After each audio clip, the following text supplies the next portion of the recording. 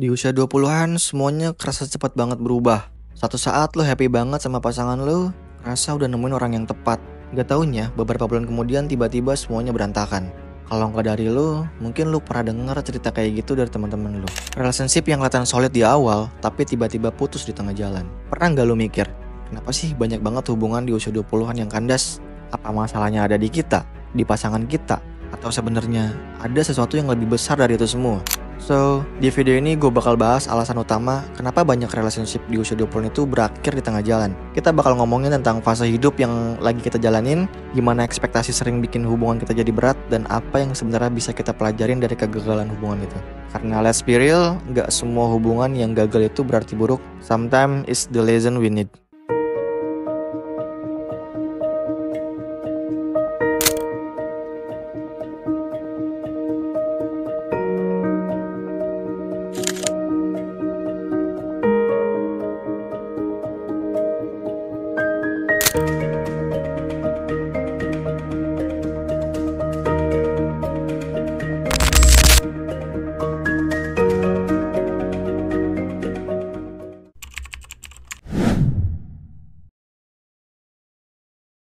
Di usia 20-an kita ada di fase hidup yang penuh dengan banyak pertanyaan besar.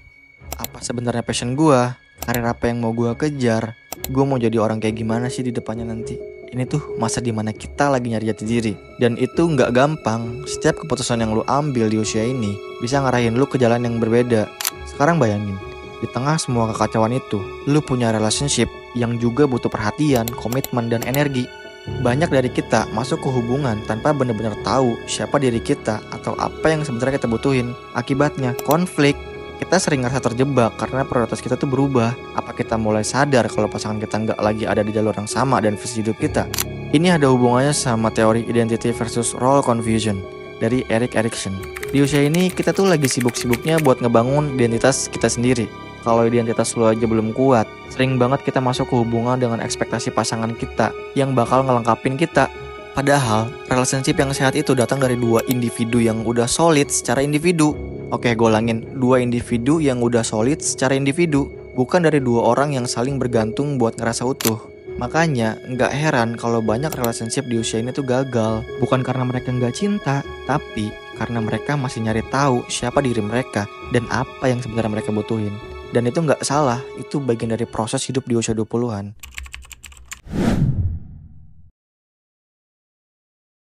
Kalau gue tanya, apa yang lo cari dari relationship? Mungkin sebagian dari lo bakal jawab, gue pengen pasangan yang selalu ngertiin gue mau hubungan yang selalu happy setiap hari. Ya, kedengarannya bagus. Tapi masalahnya, itu sering banget jadi ekspektasi yang gak realistis. Kita masuk ke hubungan dengan pikiran kalau pasangan kita adalah jawaban dari semua masalah kita. Kita mau mereka selalu ada, selalu ngerti apa yang kita mau, dan selalu bikin kita ngerasa spesial. Tapi realitanya, pasangan lo juga manusia bro. Dia punya batasan, kekurangan, dan hidupnya sendiri yang gak selalu tentang lo.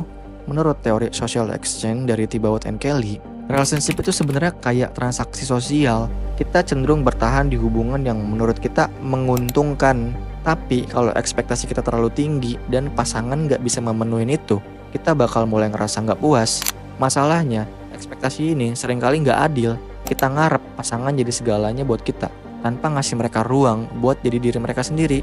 Dan yang lebih parah lagi, sosial media juga ikut-ikutan bikin ekspektasi ini makin kacau.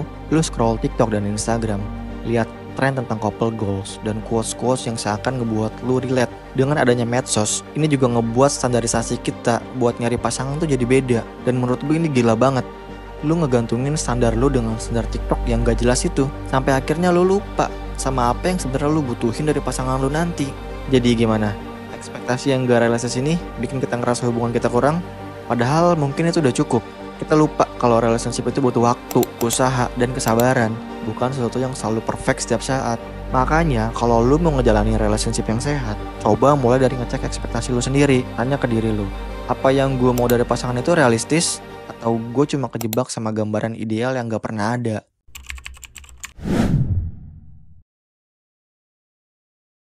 Di usia 20-an hidup kita tuh lagi labil banget. Lu mungkin mulai dengan satu prioritas, tapi dalam beberapa bulan atau tahun, prioritas itu jadi berubah total. Dan ini salah satu alasan utama kenapa banyak relationship di usia jadi nggak bertahan. Di awal hubungan, semua mungkin kelihatan fine-fine aja. Lu punya waktu buat pasangan lu. Mimpi-mimpi kalian tuh kayak sejalan dan semuanya kerasa ringan. Bahkan seakan-akan dunia tuh milik lu berdua. Tapi seiring waktu, hal-hal lain mulai masuk ke dalam hidup lu. Kerjaan mulai nuntut lu lebih banyak perhatian. Pendidikan jadi lebih intens. Dan tanggung jawab ke keluarga mulai jadi lebih gede. Di titik itu, prioritas lu tuh nggak lagi sama kayak dulu. Bayangin, relationship itu kayak dua orang yang ngedayung perahu bareng. Awalnya, kalian dayung ke arah yang sama. Perahunya jalan mulus. Tapi lama-lama, salah satu dari kalian mulai ngedayung ke arah yang berbeda. Entah itu karena mimpi yang baru, tanggung jawab yang berubah, atau bahkan keinginan buat eksplorasi hidup yang lebih jauh. Perahu itu tuh nggak bisa jalan lurus lagi. Itu bakal stop dan bikin lu tenggelam. Dan ini wajar. Di usia 20-an, kita tuh lagi ngerancang hidup kita sendiri. Kadang pasangan kita nggak ada di rencana besar yang kita punya, atau malah kita yang nggak ada di rencana mereka. Menurut teori self-determination dari D.C. dan Ryan, manusia tuh punya kebutuhan dasar untuk merasa otonom dan kompeten. Ketika kita ngerasa hubungan membatasin kebebasan kita untuk ngejar apa yang penting buat kita, hubungan itu bakal kerasa beban daripada support system. Dan di usia ini, kita nggak boleh lupa kalau hidup kita tuh masih panjang. Keputusan yang lu ambil sekarang bakal punya dampak besar ke masa depan lu nanti. So, kalau prioritas lu berubah dan hubungan lu nggak lagi ngedukung tujuan besar lu, mungkin udah waktunya lu mikir, hubungan ini masih layak dipertahanin. Bukan berarti hubungan itu nggak penting, tapi kalau hubungan itu justru bikin lu kehilangan arah, kadang langkah terbaik adalah jujur sama diri sendiri dan pasangan lu. Karena pada akhirnya, prioritas hidup kita tuh harusnya bikin kita tumbuh, bukan bikin kita stuck.